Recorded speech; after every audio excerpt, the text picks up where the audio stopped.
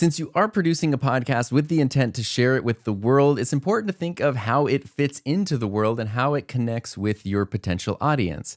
There's something you might hear a lot in the world of audio video production or podcast production, which is story is king. And I do think this is a great thing to keep in mind, especially as we have the potential to get bogged down with the gear side of things, the production side of things, the branding and all that stuff. Remembering that story is king kind of is a good compass. But sometimes I think it can be a little bit intimidating and it can cause us to get kind of up in our own heads trying to worry about what is the story of my podcast going to be.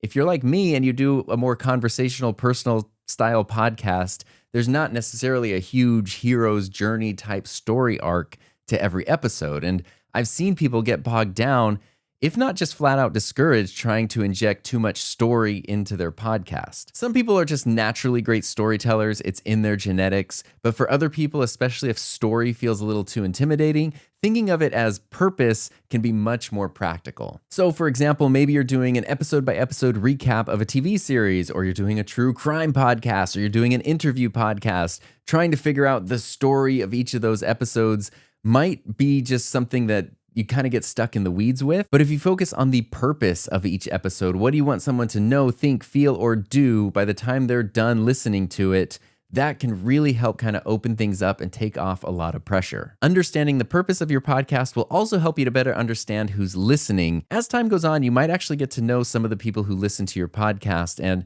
when that happens, you can literally keep them in mind as kind of your guides of, would they like this? Would they find this interesting? And you have a really clear view of who your audience is, because if those people like it, chances are lots of other people like it as well. But no matter what, anytime you're planning or recording an episode, it's a really good idea to put yourself in the seat of the listener. So much of that goes beyond just your audio quality or your overall production quality. It's not just your music choice or the kind of microphone that you're using.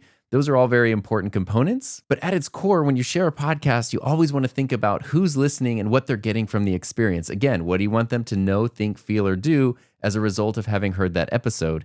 And since your podcast is not just one single episode, how are you going to bring that feeling to every episode that follows? Your purpose can be enhanced not just in the topic of the show, but also by including things like consistent episode structure, returning elements, recurring segments, audio cues, or visual cues if you're using video with your podcast. All of those things go into creating the overall experience of your podcast. For example, in my podcast, since I do like gear, I start off every episode with a mic of the week segment. So before I get into what the show is actually about, I talk about the microphone that I'm using that week. And there's a little song that plays when it starts. I do want to make sure that we talk about the mic of the week, which is what you're listening to me on right now. Of course, yes, that is how that works. It is the Rode NT1 Signature Series. We talked about this last week. So whether you're watching or listening, as soon as you hear that song, you kind of know, oh, it's the Mic of the Week segment. And then I talk about Mic of the Week, and then we move on to the next segment. And it's sort of very clear and very structured. And as I just sort of fill in those different segments in my show, every episode now has a clear purpose and a clear structure, even if it feels at first almost like a bunch of disjointed ideas. So all of those kinds of things go into creating the overall experience of your podcast. Now, hopefully, as time goes on, in an ideal situation, you're going to develop a listener base and you're going to develop actual fans who are so devoted to your podcast that they don't even care what the episodes are about. They just want to hear more from you. They trust you that whatever you share is going to be worth their time. But until you develop that relationship with the listener, and that is something that takes time, and even after it, you want to keep that trust. Trust is one of those things that takes a long time to earn and a very short amount of time to lose.